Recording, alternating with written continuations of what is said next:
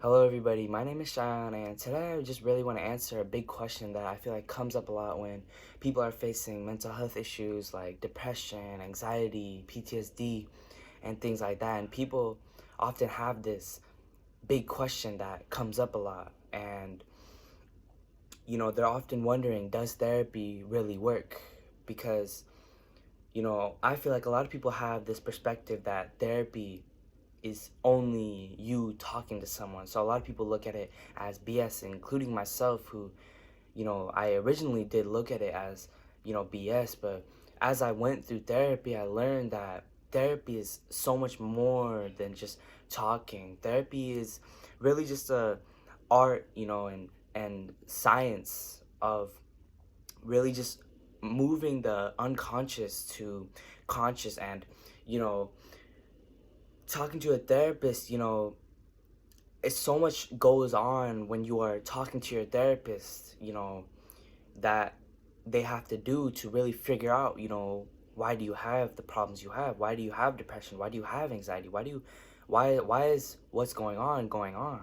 So a lot of times when therapy is going on, when you're in a session, you're talking to a therapist, it's much more than just talking, because like I said, it's uncovering the unconscious to conscious, because a lot of times we're in pain unconsciously. We don't know what's going on. A lot of people don't realize they're depressed. They don't realize they're anxious. They don't realize they've been going through abuse up until now, up until they realize it. But that could take years to realize. So a lot of times therapy is really uncovering the unconscious to conscious, and talking to a therapist really lets you know, lets the therapist know what your belief systems are, because a lot of people are held back by beliefs. They're held back by their moral code, which lies in the superego, because there are three layers of the mind: the id, the ego, and the superego. And a lot of people have really strong beliefs in their moral code, whether that's religious beliefs or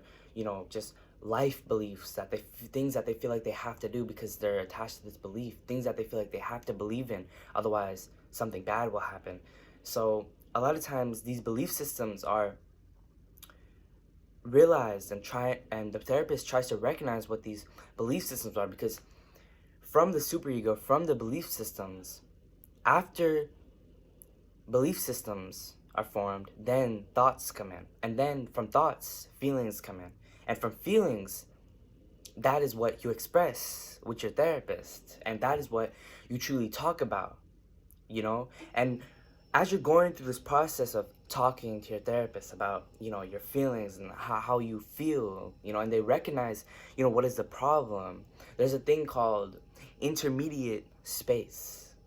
Intermediate space is when you're experiencing the space of the inner and outer world. So it's basically the space of you and your therapist truly can connect now, because you are experiencing not only the inner world, you're not only stuck, inside your mind, your body, you're not only stuck in this sort of bubble of your pain, you're also stuck, or you're not stuck in the inner pain. You're not stuck in the inside. You're not stuck anywhere. Now you can experience the inner just as well as the outer world. You're not, perceiving the wrong way or anything like that. So really the intermediate space is really when the therapist finds that, when you truly are able to connect, and truly the therapist brings out your feelings once they recognize your belief systems, they truly connect with you and also connect the dots. Because a lot of times what happens in therapy is people don't know what's happening. You don't know what's happening, right? That's why it sometimes feels like such a long and kind of boring process sometimes, because you don't know what's happening. You don't know what's the cause of this depression. It could be so many things, and things that happen when you were a child, right? But now you're an adult, but this little thing that is so repressed, it feels like it's still feels like it's coming back for you and causing so much pain in your adult life. And so when you enter that intermediate space, that's when you and your you and your therapist, or the therapist and the patient, can truly connect and connect the dots and realize what's happening once they, once you express yourself and, truly enter that intermediate space. And a lot of times through therapy, you have an emotionally corrective experience where the patient, you and the therapist, re-expose the patient, which is you, under more favorable circumstances. Now, what does this mean, Because like I said, a lot of times, in therapy, adults who enter therapy, they have childhood trauma that's coming back for them. So, and teenagers, have childhood trauma, from maybe just a couple years ago that's still haunting them, and still causing them pain. And so, really, what's so vital in therapy, that's so important in therapy, is that the therapist re-exposes you, the patient, under more favorable circumstances. So basically what this means is that the therapist re-exposes the past, the trauma, the pain to the patient when in sessions, because now the patient knows that they're safe. Now the patient knows, that they have someone to talk to. They know that they can actually express themselves to the therapist without, feeling guilt, shame, because something that's really common in children, is that they end up, getting fear of, expressing themselves. So they always freeze and they're always closed and they have no one to talk to because parents and they're being bullied and parents are making fun of them and parents are telling them what they say is wrong. So growing up, imagine what that is like for a child.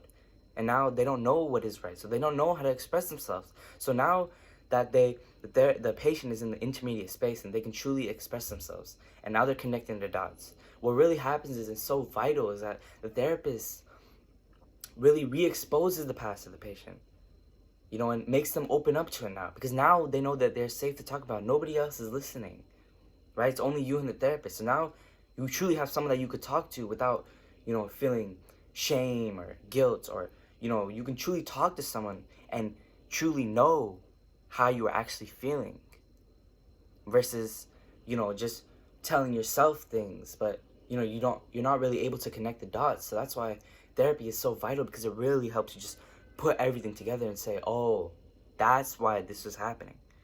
And when this happens, when this process is ongoing, and now you're being re-exposed to the past, but now it's not, making you scared. Now you're opening up to it and embracing the past. Like I said in my last video, you're embracing depression, right? And that's the only time you really face it.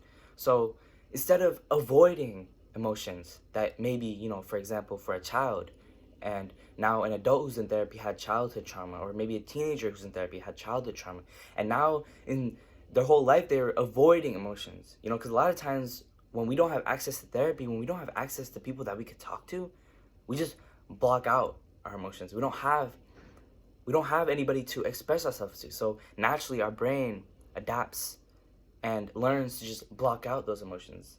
We learn to avoid those emotions.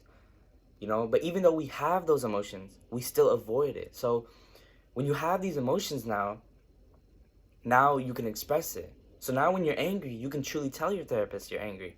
Now, when you're feared or anxious, you can tell your therapist, I'm this or I'm that. And you won't get punished or judged. It won't feel like you're being weak or, you're doing something wrong. It'll feel good because now you're actually accepting the pain. And so really therapy is a whole process of, it changes the brain so much, because a lot of people think that medication is what they need, because they go to doctors hand them pills, but therapy is a medication. Therapy is a medication. Therapy helps you change your brain. It rewires your brain. Because like I was saying, when you were little, you did so many things that, like avoiding emotions, scared, fear, scared of certain people. But now you can accept that pain and rewire your brain to know what is realize. And when you connect the dots, your brain goes through a whole rewiring process, and now you really know what is going on. And that's the whole art and science behind therapy. So yeah, but that's it for the video. Subscribe, and I'm out.